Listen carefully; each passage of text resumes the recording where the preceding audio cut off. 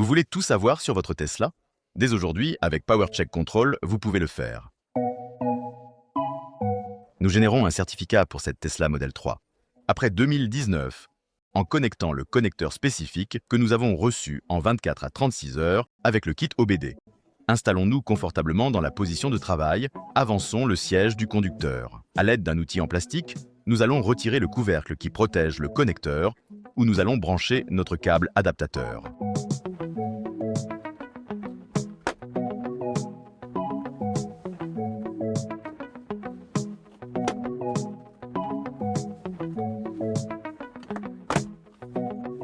Débranchons le connecteur bleu en appuyant sur la languette et en tirant la partie gauche. Prenons le câble et connectons-le aux broches de la voiture. Faisons un clic. La confirmation de la connexion correcte est le clic du connecteur. OBD Power Cruise Control. Nous le connectons au câble et voyons s'il s'allume.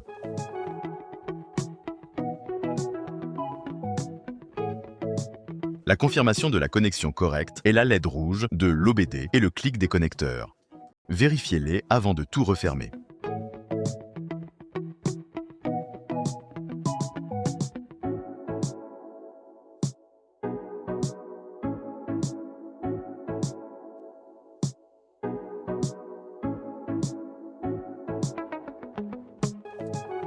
Depuis l'App Store, cherchons PowerCheck Control. Téléchargeons l'application pour iPhone ou disponible aussi pour Android. Donnons le consentement pour le Bluetooth. Appuyons sur le bouton Play pour lancer la procédure, puis avec la petite flèche en bas à droite, avançons dans les écrans.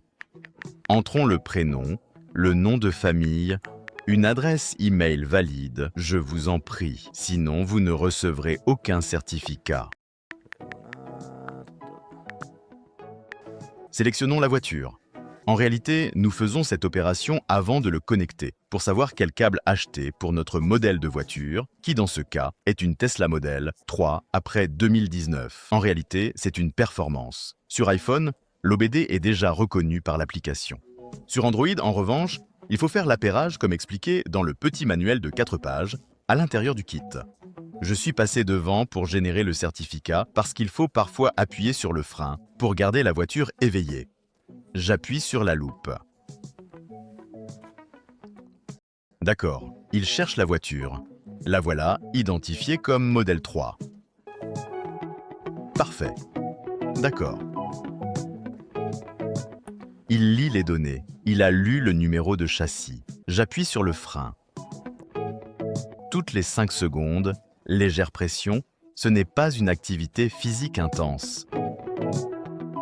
Pour obtenir de meilleurs résultats du certificat, il est préférable de charger la voiture à au moins 40%. Si l'état de charge actuel est inférieur, vous pouvez quand même choisir de poursuivre avec la certification.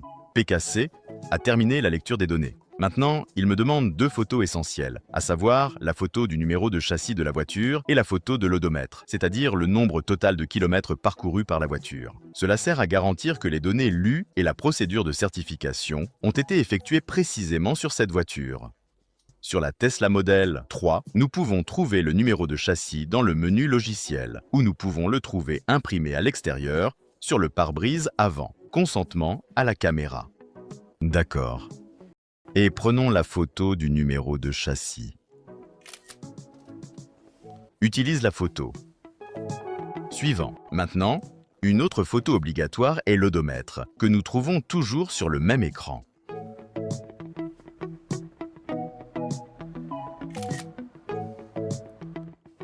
Nous pouvons, si nous le souhaitons, insérer également 4 photos de l'intérieur de la voiture et 4 photos de l'extérieur de la voiture. Dans ce cas, je suis curieux de voir comment va cette batterie. Donc, je continue. Note. Position. Et nous voilà à la fin. Je génère le certificat. À la fin de la procédure, le message apparaît. Données envoyées correctement, attend jusqu'à 36 heures. En réalité, la réception du certificat est beaucoup plus rapide. Après 36 secondes, le certificat est arrivé au 78,5 kWh de capacité maximale. C'est une voiture neuve. Elle a 1400 km. Les cellules sont toutes en excellent état d'équilibrage.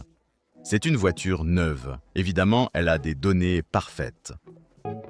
Aviez-vous des doutes sur l'état de santé de votre batterie? Ou bien, vous souhaitez acheter une voiture électrique d'occasion et vous êtes incertain de l'état et de la condition réelle de capacité résiduelle? Avec PowerCheck Control, c'est une procédure simple. À ce jour, il est possible de connaître l'état réel, la condition résiduelle de la batterie du véhicule qui vous intéresse, que ce soit votre voiture ou la voiture électrique d'occasion que vous avez l'intention d'acheter.